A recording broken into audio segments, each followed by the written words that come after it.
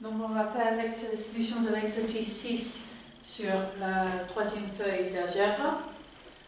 Donc j'ai une application P de V sur V, où V et ρ est une représentation de G.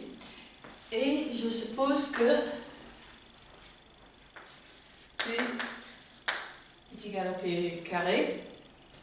Donc je note que ça implique pour toute V dans V, je peux écrire V dans le format V moins P de V, ce qui est, je vérifie avec cette équation, est un élément de K de P plus P de V qui est un élément de image de P. Donc ça m'implique que V est nécessairement la somme de K de P plus image de P. Si W est égal à PV et continu dans K de P plus intersection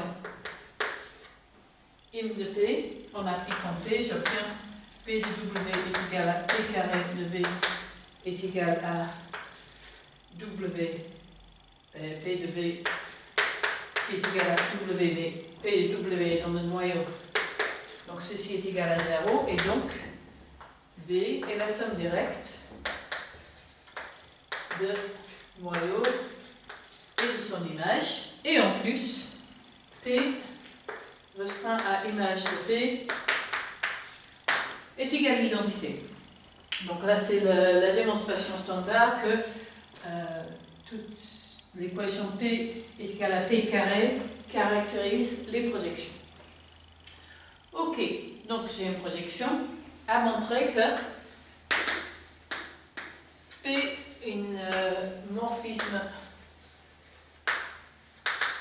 de représentation, donc non seulement une application linéaire, mais une application qui respecte la structure de représentation, si et seulement si ker P et imp sont des sous-représentations. Ok. Dans ce sens-là, c'est un résultat du corps dont je rappelle quand même la démonstration. Si j'ai W dans Kp, pour toute G dans G, j'ai que P de ρG de W est égal à ρG P de W qui est égal à 0, et ça m'implique que ρG W est continu dans le noyau de P, et donc en particulier, le noyau de P est une sous-représentation. Ok. Donc maintenant, regardons ce qui se passe aux images de P.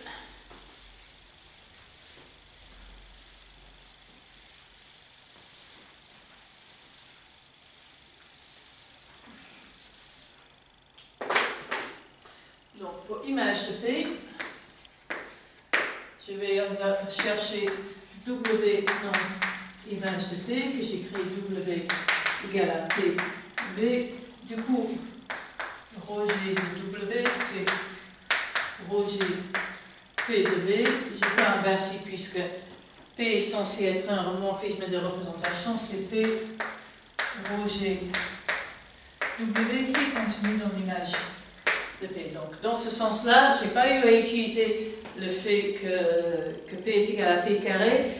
C'est un résultat sur tout morphisme de représentation. Le noyau et l'image sont des sous-représentations. Ensuite, dans l'autre sens, je suppose que j'ai donc ker P et imp qui sont des sous-représentations. Donc, je vais prendre V dans V, et je vais écrire V dans la forme V1 plus V2.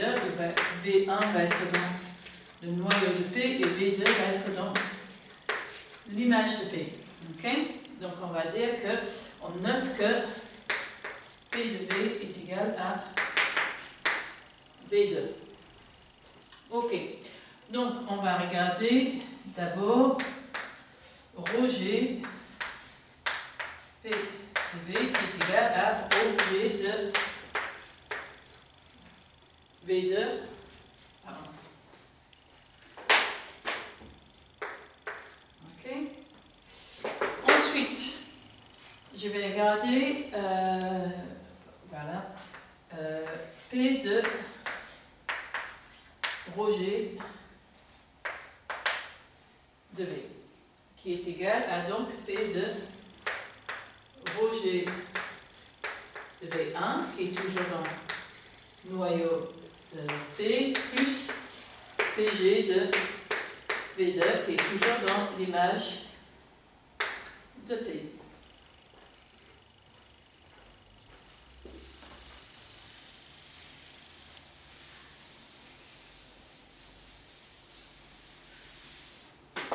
Okay.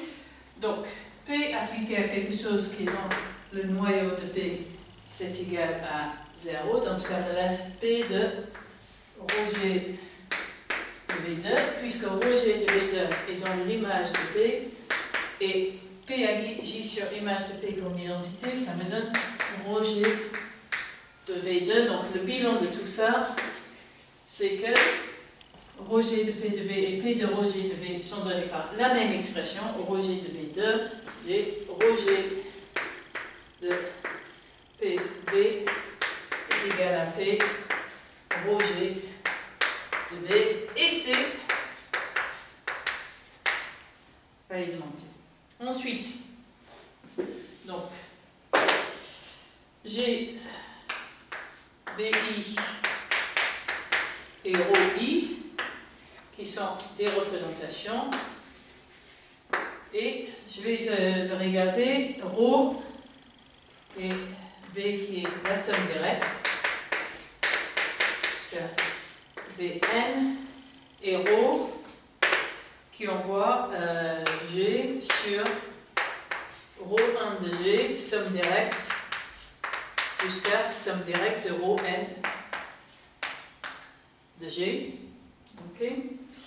Donc, K de rho, c'est donc l'ensemble des G tels que rho I de G est l'identité pour toute I, qui est simplement l'intersection sur toutes les I du rho de K de rho I.